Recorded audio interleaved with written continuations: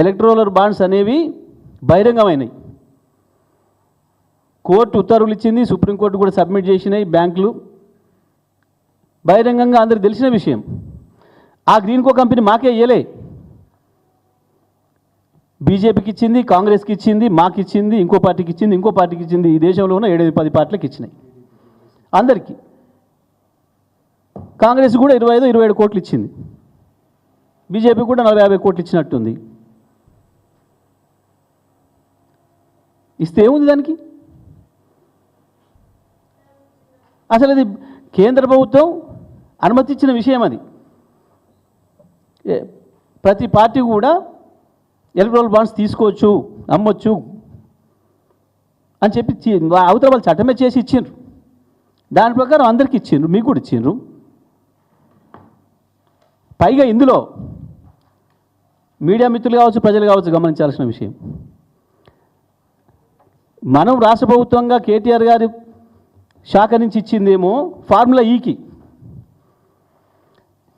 ఇందులో గ్రీన్ కోడ్కి ఎక్కడం పైసలు పోలే, మనకి ఏం లాభం జరగలే. నిజమే వీళ్ళు ఎందో కనిపెట్టినట్టు రేవంత్ రెడ్డి సిబిఐ కంటే మించి, ఎఫ్బిఐ కంటే, రా కంటే, కేజీబీ కంటే, మొస్సాద్ కంటే మించి ఏదో ఏడాది కాలం వెతికి పట్టుకుంటే ఇవాళ రాత్రి పొద్దున దొరికిందని చెప్పబడిన ఆ గ్రీన్కో ఎలక్ట్రల్ బాండ్స్ విషయం, దానికి ఏం సంబంధం? ఏం లేదు. దీంట్లో సాపుగా ఉన్నది ఉన్నట్టుగా చెప్తా ఉన్నా. పొదువుకంగా మళ్ళీ టీవీలలో చర్చలు అవుతాయి. ఇవాళ కేటీఆర్ గారు ఏదైతే వాళ్ళు ఊహించిన పద్ధతుల్లో ఆయన తప్పించుకోకుండా ఇంట్లో కార్యం ఉన్నప్పటికీ విషయం కోర్టులో ఉందని దాని ద్వారా పోకుండా ఉండే అవకాశం ఉన్నప్పటికీ తన నిజాయితీ నిరూపించుకోవడం కొరకు ఒక బాధ్యత గల చట్టాన్ని గౌరవించే పౌరుడిగా ఏదైతే పోయిండో ఆ విషయమే చర్చలో ఉంటుంది. ఇవాళ మొత్తం మా పరువు పోతుంది అని చెప్పి సాయంత్రం చర్చలలోకి ఈ విషయాన్ని తేవడం కొరకు మాత్రమే చేసిన చిల్లర ప్రయత్నం ఇది. ఇక సాయంత్రం టీవీలో డిబేట్లలో దీమే మాట్లాడాలి అందరూ. ఈ డైవర్షన్ పాలిటిక్స్ కాపాడలేవు రేవంత్ నిన్ను. ప్రజల జ్ఞాపక శక్తి తక్కువ అని నువ్వు అనుకుంటున్నావు, కానీ ప్రజల జ్ఞాపక శక్తి చాలా ఎక్కువే. వాళ్ళ జ్ఞాపకంలోకి వచ్చింది ఏది కూడా అంత ఈజీగా మర్చిపోరు. ప్రజలకి కొంతమందిని గుర్తించడం కూడా కష్టం, గుర్తించలేరు, అది వేరే విషయం. ఎందుకంటే పాపం నిన్న మొన్న కూడా మళ్ళీ జరుగుతున్నాయి. ముఖ్యమంత్రి పేరు ఇంకోటి చెప్పినందుకు పాపం వీళ్ళని జైలు పంపా, వాళ్ళ మీద కేసు పెట్టా, వీళ్ళ మీద కేసు పెట్టా చేస్తే నిన్న పాపం అక్కడిక్కడికి పోతే 2-3 గుర్తుపట్టనట్టున్నారు ఇంకా ముఖ్యమంత్రిగా. అంటే నిజమే, ప్రపంచంలో 2 రకాల మనుషులు ఉంటారు. వాడు మంచి పని చేసి గుర్తింపు తెచ్చుకోవాలనుకుంటాడు, వాడి రౌడీ పని చేసి గుర్తింపు తెచ్చుకోవాలనుకుంటాడు. నువ్వు 2వ మార్గం ఎంచుకున్నట్టున్నావు. గట్ల కాదు.